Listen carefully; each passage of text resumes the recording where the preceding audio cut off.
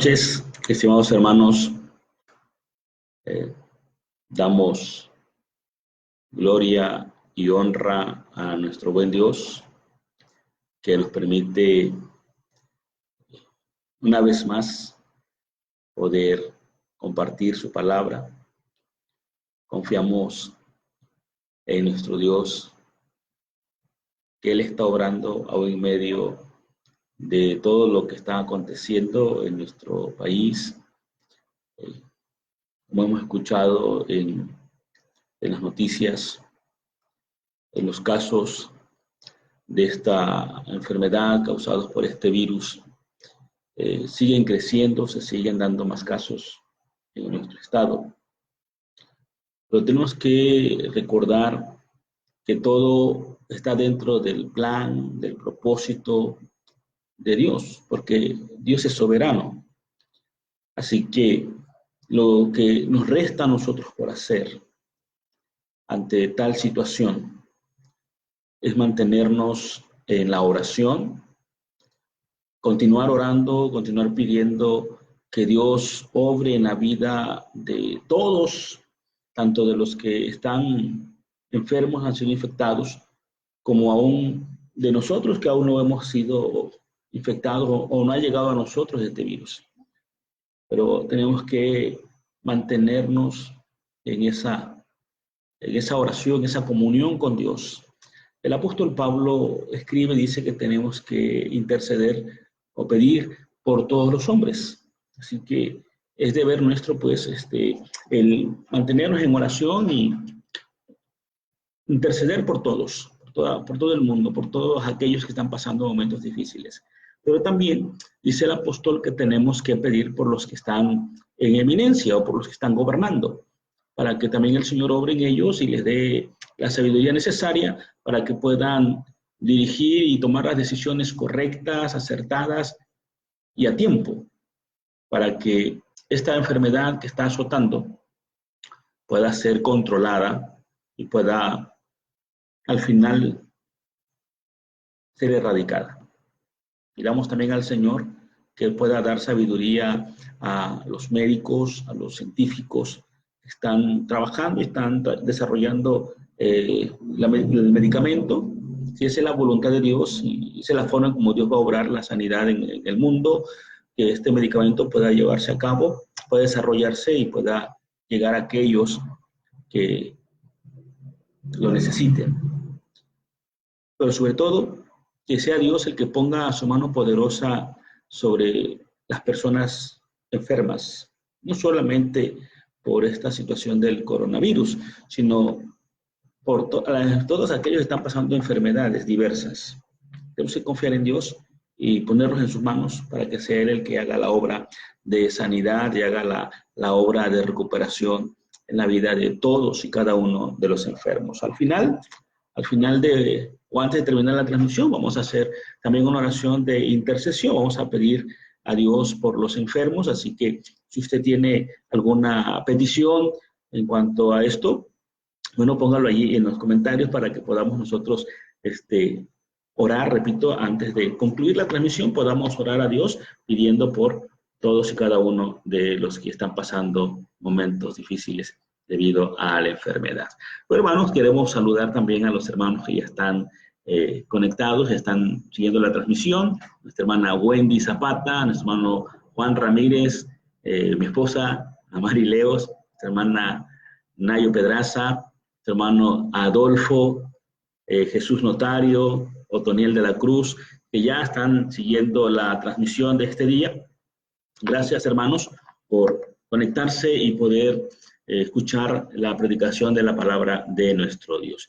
Vamos a dar inicio a escuchar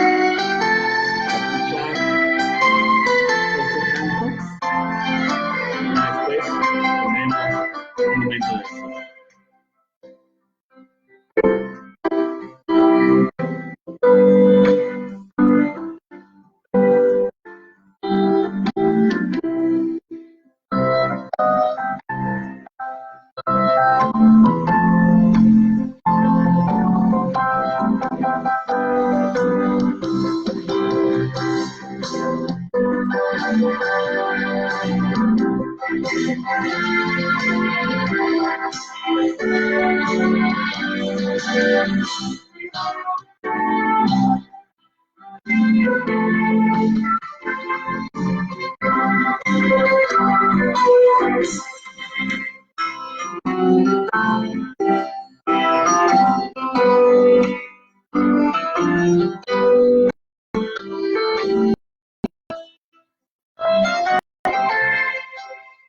Oramos. Padre que estás en los cielos, llegamos en esta hora delante de tu gracia, Señor, para pedirte que seas tú, Padre eterno, el que nos hables a cada uno de nosotros. Prepara, Señor, nuestro ser, prepara nuestro corazón, Padre eterno, para estar en comunión contigo en este momento, y te rogamos que todo lo que se diga en esta hora, Señor, sea palabra tuya y sirva, Padre eterno, para el fortalecimiento de nuestro ser y para la edificación de tu iglesia. En tus manos, pues, Padre eterno, nos ponemos en esta hora confiando, Señor, en que eres tú quien ha de hablar en esta noche. Úsame, Padre eterno, solamente como un instrumento tuyo para tu gloria y para que tu iglesia, Señor, pueda recibir ese alimento espiritual. En Cristo Jesús te lo pedimos. Amén. Bueno, hermanos, el tema de hoy, como dice allí en el título de la transmisión, el día de hoy es fortalecidos por el poder o a través del poder del Evangelio. Nosotros sabemos como cristianos, la única fuente de fortaleza es Jesucristo o es nuestro Dios. Pero Él nos ha dejado su palabra, ha dejado su Evangelio para que a través de Él nosotros podamos tomar la fortaleza que necesitamos en cualquier circunstancia que venga a nuestra vida. Y quisiera leer, hermanos, la primera carta del apóstol Pablo a los Corintios, en su capítulo 1. Voy a leer del versículo 18 al 31. Primera de Corintios, capítulo 1, versículo 18 hasta el final. Dice así la palabra de nuestro Dios: porque la palabra de la cruz a los que se pierden es locura, pero a los que se salvan, esto es, a nosotros, es poder de Dios. Pues escrito está: destruiré la sabiduría de los sabios y desecharé el entendimiento de los entendidos. ¿Dónde está el sabio? ¿Dónde está el escriba? ¿Dónde está el disputador de este siglo? ¿No ha enloquecido Dios la sabiduría del mundo? Pues ya que la sabiduría de Dios, el mundo no conoció a Dios mediante la sabiduría. Agradó a Dios salvar a los creyentes por la locura de la predicación. Porque los judíos piden señales y los griegos buscan sabiduría. Pero nosotros predicamos a Cristo crucificado, para los judíos ciertamente tropezadero, y para los gentiles locura. Mas para los llamados, así judíos como griegos, Cristo, poder de Dios y sabiduría de Dios. Porque lo insensato de Dios es más sabio que los hombres, y lo débil de Dios es más fuerte que los hombres. Pues mirad, hermanos, vuestra vocación, que no sois muchos sabios según la carne, ni muchos poderosos, ni muchos nobles, sino que lo necio del mundo escogió Dios para avergonzar a los sabios, y lo débil del mundo escogió Dios para avergonzar a lo fuerte, y lo vil de este mundo y lo menospreciado escogió Dios, y lo que no es, para hacer lo que es, a fin de que nadie se jacte en su presencia.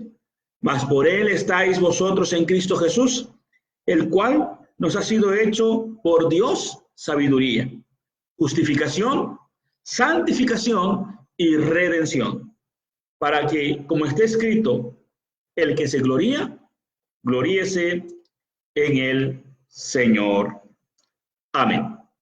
Dice el apóstol Pablo que no se trata de la sabiduría humana, no se trata de cuánto sabemos, y no está hablando de inteligencia, ya que todos somos inteligentes, pero no todos somos sabios. Y hablar de sabiduría es algo que depende única y totalmente de Dios. No depende de nosotros, sino depende de Dios al obrar en nosotros. Ahora, el cristiano tiene que ser una persona sabia, pero el hecho de ser una persona sabia lo tiene que llevar también a ser una persona sencilla. No puede haber un cristiano sabio que no sea sencillo, sino que sea altanero o que sea orgulloso. Un cristiano tiene que ser sencillo en todos los aspectos de su vida. Porque donde quiera que se encuentre el cristiano, tiene que ser identificado. Tiene que darse a conocer de inmediato que es cristiano. Por lo tanto, el hombre cristiano tiene que ser una persona como Natanael. Recordemos que ahí en el Evangelio de Juan, en su capítulo 1, versículo 47, cuando Jesús se encuentra con Natanael, le dice lo siguiente: he aquí un verdadero israelita, en quien no hay engaño. Así se refiere Jesús a Natanael, porque era un hombre sencillo, era un hombre que nadie podía tacharlo. Por eso dice Jesús que era un verdadero israelita en donde no había engaño. Ahora, ¿cómo nos identifica el mundo a nosotros? A ti, hermano, ¿cómo te identifica el mundo? Allí donde tú estás, ¿te pueden identificar como cristiano? En tu trabajo, tus compañeros, ¿te identifican como un hijo de Dios, como un cristiano verdadero? ¿O cómo te está identificando el mundo? Si queremos que nuestra conversación sea digna del Evangelio, debemos recordar que el Evangelio es la fuerza transformadora de la vida del hombre. Por eso Pablo escribe ahí que en el pasaje que leímos, que lo vil, lo despreciado, Dios lo transforma para ponerlo en un lugar especial. Porque ese Evangelio es la fuerza transformadora. El Evangelio, hermanos, tiene dos características. La primera característica del Evangelio es que es sencillo. Es simple, más no simplista, ¿eh? Es simple porque cualquiera puede tener acceso a él.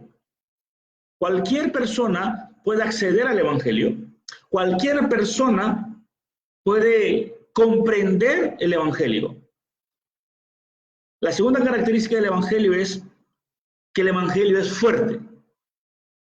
Sí, es sencillo, pero a la vez es fuerte. Y es fuerte porque Dios habla con claridad y habla directamente. En otras palabras, Dios no se anda con rodeos, sino Él es directo. Y por eso que el Evangelio es fuerte. Si bien es cierto, es sencillo, todo el mundo puede entenderlo. Recordemos que si Jesús y los discípulos predicaban a la gente que no tiene estudios, a la gente del vulgo. De hecho, el Nuevo Testamento está escrito en el griego vulgar, es decir, en el idioma que la gente sin estudio usaba.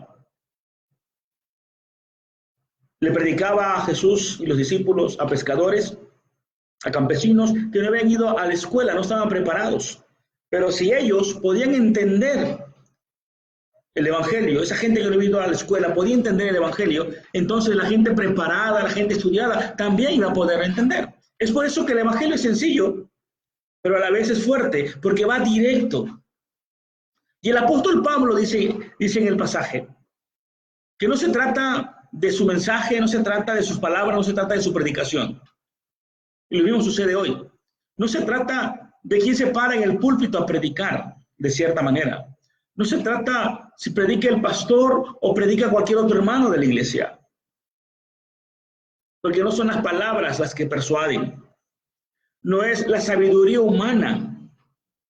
Sino dice el apóstol Pablo que la predicación tiene poder. Porque tiene que ser una palabra expuesta con demostración del Espíritu.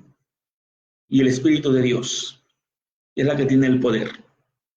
Por lo tanto, no depende de nuestras palabras, sino depende del poder transformador del Espíritu de Dios en la vida del ser humano, en la vida del hombre. No es necesario que el ministro cristiano, sí, que predica, tenga que vestir con ropas especiales de grana, de azul, de púrpura, de lino fino, o con una vestimenta sacerdotal. El apóstol Pedro escribe ya en su primera carta, en su capítulo 3, versículos 4 y 5, dice que nuestro ornamento debe de ser no el externo, sino el interno, el del corazón, en el incorruptible ornato, dice, de un espíritu afable y apacible. El evangelio es sencillo, trae fortaleza a nuestra vida, pero nosotros tenemos que mantener esa sencillez del evangelio. Y los que tenemos la oportunidad de predicar, tenemos que adornarnos de esta manera, como dice Pedro, teniendo un espíritu afable y un espíritu apacible. No se trata de ponernos al tú por tú con los demás. No se trata de que te calientes porque algo no te gusta. Se trata de que ese poder transformador del evangelio va a fortalecer tu carácter. Ese poder transformador del evangelio va a fortalecer lo que tú eres. Recordemos al mismo Pedro, que tiene un carácter tremendo. Cuando arrestaron a Jesús, sacó la espada y tiró el golpe y le cortó la oreja a otra persona. Y después vemos a un Pedro transformado por el evangelio, que dice que tenemos que amarnos los unos a los otros. Y no solamente amarnos, sino soportaos los unos a los otros. Tenemos también el caso de Juan, aquel hombre que cuando no nos dejaron entrar a cierta ciudad, le dice a Jesús, Maestro, vamos a orar para que descienda fuego del cielo y los acabe. Después vemos a un Juan transformado que escribe y dice que el que no ama no ha conocido a Dios. No se trata de lo que podamos decir, no se trata de nosotros, sino se trata de ese poder transformador del evangelio en nuestra vida.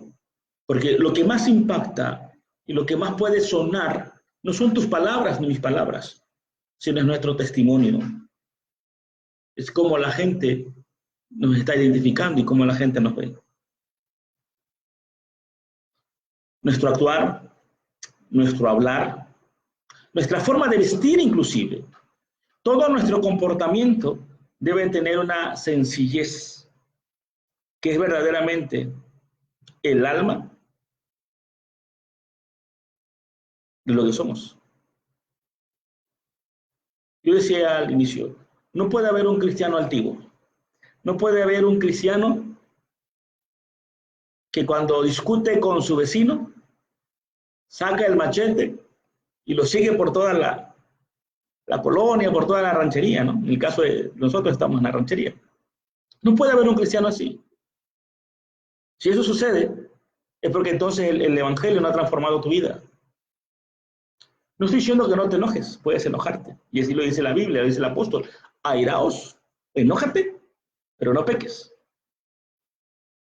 Porque todo lo que somos, nuestro andar, nuestra forma de actuar, tiene que demostrar que realmente el evangelio de Dios está fortaleciendo nuestra vida, está fortaleciendo nuestro carácter, está fortaleciendo nuestra forma de ser. Y es ese poder transformador del evangelio que puede obrar en tu vida y en mi vida ese dominio propio, ese autocontrol de nuestra vida. Por lo tanto, no se trata de lo exterior, se trata de lo interno. Claro, lo interno se refleja de manera exterior. Esos que se esfuerzan por hacerse admirables a través de su apariencia, por medio de todo lo exterior, todo el ornamento, que es engañoso, se extravían en el camino. La belleza que adorna, o la belleza se adorna a sí misma. Y esta es la mejor adornada, la que no tiene ningún adorno. Jesús era lo que le reprochaba a los fariseos. Jesús le dice a los fariseos que ellos ensanchaban sus filacterías para que la gente los viera y se apartaran. Por ejemplo, la vestimenta sacerdotal tenía que llevar en el dobladillo cascabeles, pero esa vestimenta sacerdotal con cascabeles era utilizada solamente una vez al año, cuando el sacerdote iba a entrar al lugar santísimo. Y la razón de por qué tenía cascabeles era porque cuando el sacerdote entraba al lugar santísimo, el pueblo tenía que estar escuchando los cascabeles. Si el cascabel se dejaba de escuchar, los que estaban en el templo tenían que empezar a jalar una cuerda que el sumo sacerdote se amarraba en el tobillo porque ya había muerto. Al no escucharse el sonido, tenían que jalarlo porque había muerto y significaba que no había perdón. Pero los sacerdotes o los fariseos, los religiosos del tiempo de Jesús, lo usaban todo el tiempo para que cuando fueran por la calle fuese sonando y la gente se diera cuenta que iban a pasar y todos se abrieran o le abrieran paso, se quitaran para que pasaran ellos. También la vestimenta sacerdotal tenía un letrero que decía santidad a Jehová, que por lo general lo tenían que traer en la frente y ellos lo traían todo el tiempo para que cuando la gente los viera dijera, ahí viene el santo del Señor, apártense. Pero su corazón estaba muy lejos de Dios. El evangelio no había transformado sus vidas. Es por eso, hermanos, que el evangelio va a fortalecer nuestra vida, porque nos va a transformar. La transformación de tu ser, de tu temperamento, de tu carácter, de todo lo que eres, te fortalece, porque te hace como Cristo. Por eso no se trata de lo que predicamos, se trata o de lo que hablamos solamente. Se trata de esa transformación que Dios está haciendo en nuestras vidas. En segundo lugar, el Evangelio de Cristo va a destruir todo argumento erróneo. El Evangelio de Cristo, hermanos, es la palabra de verdad. Por eso Jesucristo dice, y conoceréis la verdad, y la verdad te hará libres. Pero si tú no conoces la verdad de Dios, la verdad del Evangelio, no podrás ser libre. Te vas a creer cualquier cosa que te diga. Como lo que está sucediendo ahora con esta información equivocada o falsa que está saliendo con respecto a la enfermedad que estamos atravesando ahora. Mucho se dice de esta enfermedad, pero no todo es cierto. Y eso nos lleva o puede causar en muchos de nosotros temor, pánico, no sé, muchas cosas. Pero si nosotros conocemos la verdad del Evangelio, no habrá temor en nuestra vida. Si nosotros conocemos la verdad del Evangelio, todo error será quitado. La palabra de Dios, hermanos, para destruir todo argumento erróneo, todo argumento de mentira, la palabra de Dios tiene que ser directa. Y a veces es dura. En el Evangelio, Jesucristo le dice a la multitud que lo seguía, ustedes me siguen porque ya comieron o porque les doy comida, ustedes otros me siguen porque yo les voy a sanar, ustedes para qué. Y cada uno tiene una razón diferente para seguir a Jesús. Pero Jesús le dice, ninguno de ustedes me sigue porque realmente quiere agradar a Dios. Y los discípulos dijeron, dura es esta palabra. Jesús se voltea a donde estaban sus discípulos y le dice, ¿se quieren ir también ustedes? La verdad del Evangelio, para que destruya todo error, tiene que ser directa. Y en muchas ocasiones tendrá que ser dura. La palabra de Dios dice que el que cree y es bautizado será salvo. Pero el que no cree, ¿será que llegará al cielo por cualquier otra vía? ¿Será que es que todas las religiones nos llevan a Dios? No. Dice la palabra que el que no cree será condenado. Ese es el Evangelio, hermanos. ¿Cuántos aún ya creyentes están pensando que como Dios es amor, a todo mundo va a perdonar?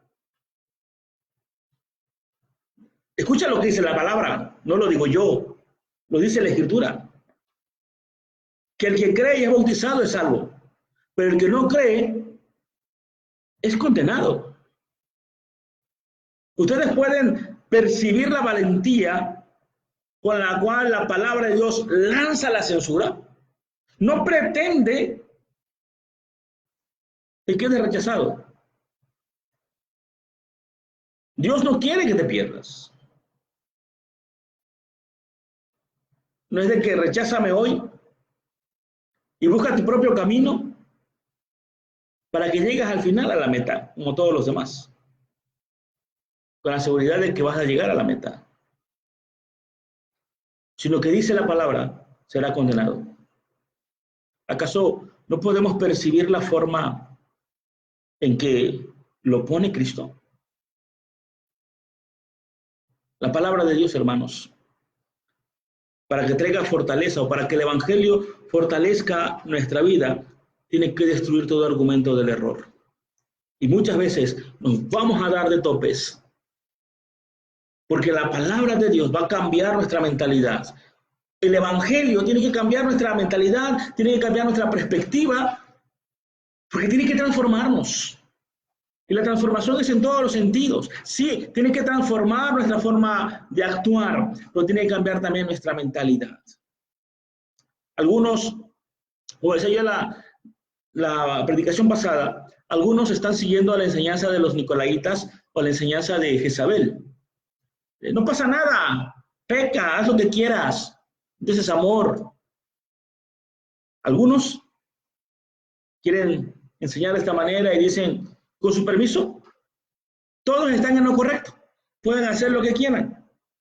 Solo tengo dos cosas diferentes a ustedes que no han enseñado. Pero no les voy a cambiar su forma de pensar. Ustedes pueden pensar lo mismo, pueden seguir viviendo de la misma manera. Porque al final vamos a llegar al mismo punto. Solamente quiero que me dejen un ladito aquí en el templo para estar con ustedes. Pero Cristo dice, allá en Juan capítulo 10, versículo 8, que todos los que vinieron antes de Él, es decir, antes de que nosotros conociéramos lo que este libro dice, todos los que enseñaron sin estar basados en este libro, dice el Señor, que son ladrones y que son asaltantes. Pero dice el Señor que las ovejas no los escuchan. La oveja, hermano, solamente escucha la voz de su pastor. Cualquier otra persona que llegue al corral o que llegue al redil y le abre a la oveja no lo va a escuchar o no le va a hacer caso. Sí lo va a oír, pero no va a responder a ese llamado. La oveja solo responde cuando escucha la voz del pastor. Por eso dice el Señor que los que vinieron antes de Él, los que no están enseñando esto, los que su enseñanza no está basada en escritura, son ladrones y son asaltantes. El apóstol Pablo lo dice de otra manera, allí en Gálatas. Dice Pablo que si aún nosotros, dice Pablo, o algún ángel del cielo os anuncia otro evangelio del que se ha predicado o del que se ha anunciado, dice Pablo, sea anatema. Por eso Pablo dice que es la sabiduría de Dios, no la de nosotros. Sea anatema. Y el término anatema, hermanos, es algo muy difícil, muy duro. El término anatema significa apartado para la perdición. Otros más han dicho que el término anatema significa estar bajo maldición de Dios, claro. Así que tenemos que ser fortalecidos en el Evangelio. No en lo que diga fulano, lo que diga mengano, sino en lo que Dios dice en su palabra. Es por eso que no podemos quedarnos solamente con lo que estamos escuchando. Tenemos que ir a la Biblia y darnos cuenta si realmente es una enseñanza bíblica o simplemente estamos sacando un texto fuera de contexto para generarnos un pretexto. ¿Qué pasará entonces? ¿Acaso dice la Escritura que se ha disculpado por su error? No. Dice que sea anatema. Ese es un lenguaje muy fuerte. Pero observemos que es así, justamente es así como debe de vivir el cristiano, buscando la verdad del Evangelio, por muy dura, por muy difícil que sea. No se trata de que no entendamos la Biblia, no se trata de que es que puedo acomodarlo, no, no se trata de eso. Se trata de que tenemos que entender y comprender y sobre todo vivir la voluntad de Dios revelada en su palabra. Y cuando vivimos la verdad de Dios revelada en su palabra, es cuando somos fortalecidos por el Evangelio. ¿Cómo perseveraba la iglesia primitiva? Dice la Biblia en Hechos que perseveraban en la doctrina de los apóstoles. Y aquí está la doctrina de los apóstoles. Aquí está la doctrina de Dios para su pueblo, para que su pueblo sea fortalecido. Santiago dice que si nosotros desconocemos lo que la Biblia dice, seremos como la ola del mar arrastrada por cualquier viento. Que allá se escucha bonito, para allá corres. Que allá vas. ¿Por qué? Porque estás desconociendo la voluntad de Dios, conociendo la voluntad de Dios. Así como el Evangelio, hermanos, es sencillo, pero es fuerte para poder derribar todo error. Dios nos da valentía a través del Evangelio. Así como Dios es valiente al hablarnos y al decirnos las cosas, así tiene que ser el cristiano. Tú y yo tenemos que ser valientes para proclamar, para anunciar la verdad del Evangelio. Y la mejor manera de predicar el Evangelio es que la gente que nos rodea pueda ver en nosotros a Cristo. Vivir de esta manera es vivir de una manera digna del Evangelio. Y será siempre una forma valiente e intrépida de vivir. Recordemos que también dice la Escritura que el reino de los cielos solo los valientes lo arrebatan. Pablo dice que Dios nos ha dado un espíritu ¿de qué? De valentía, de poder, pero también de dominio propio. Pero ese dominio, esa valentía, ese poder, lo tenemos cuando vamos a la Escritura y tomamos el Evangelio, lo hacemos nuestro y lo vivimos. En nuestro peregrinar en esta tierra, necesitamos ser guiados, pero no por cualquier persona. Necesitamos ser guiados por Dios. Es por eso que Él nos ha dejado su palabra. Es por eso que Él nos ha dejado la Escritura, para que nosotros seamos guiados por Él.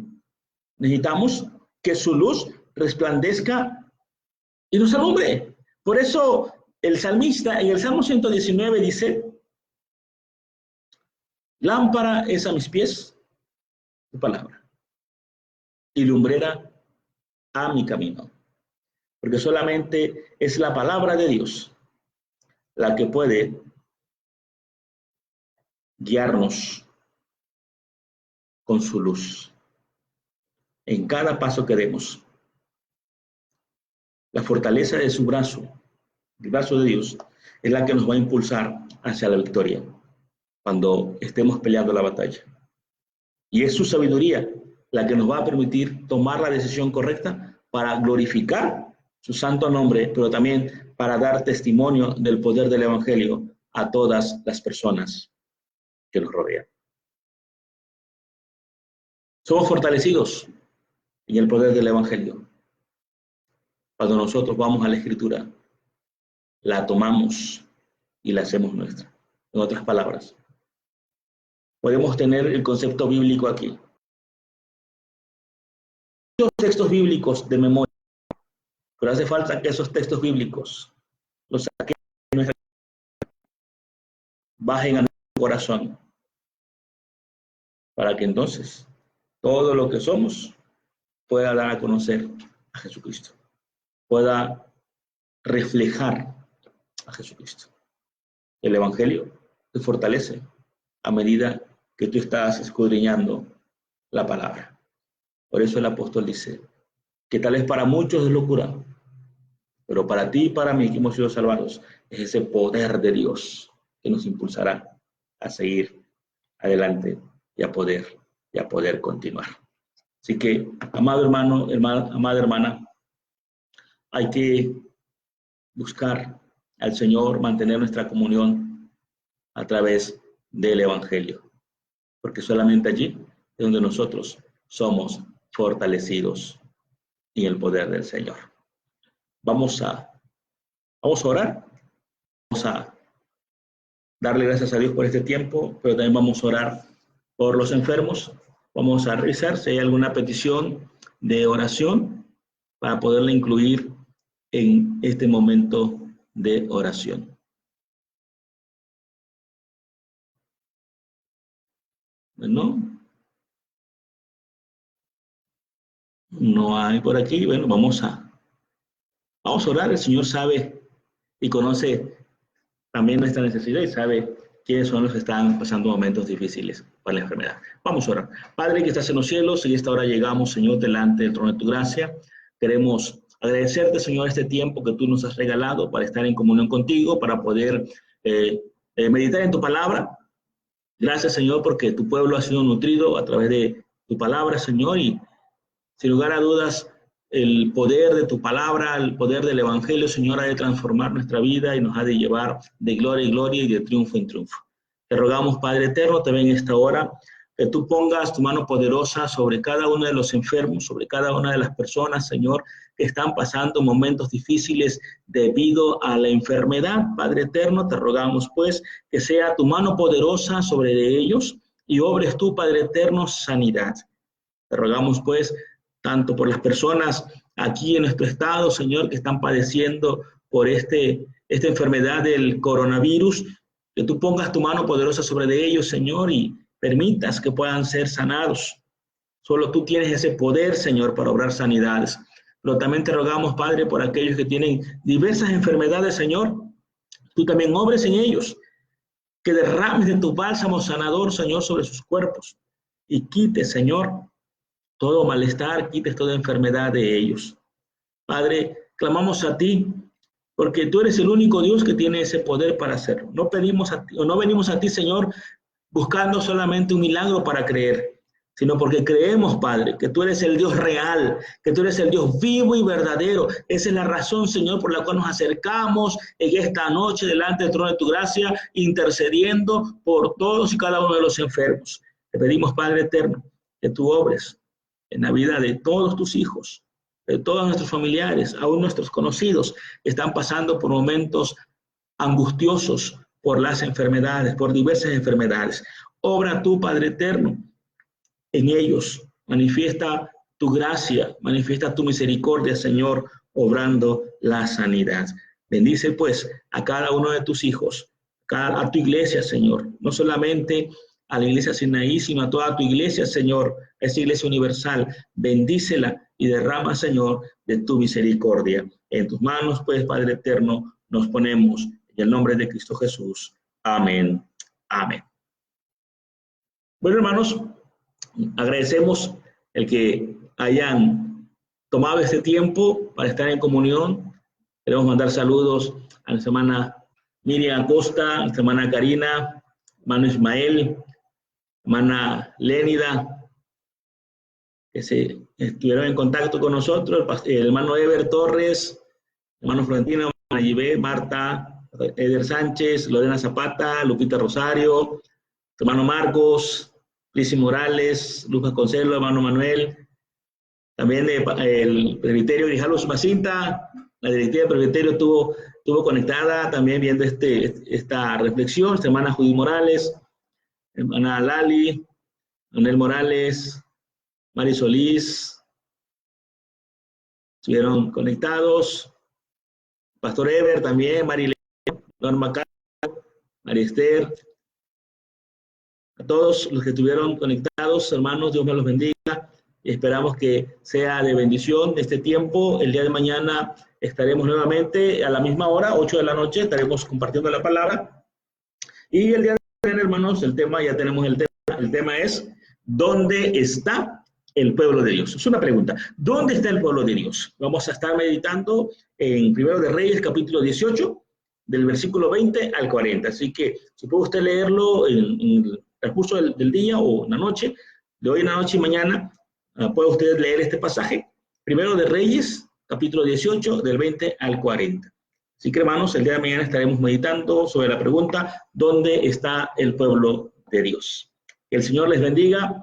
Saludos a todos, el amor del Señor, y nos vemos mañana. Bendiciones.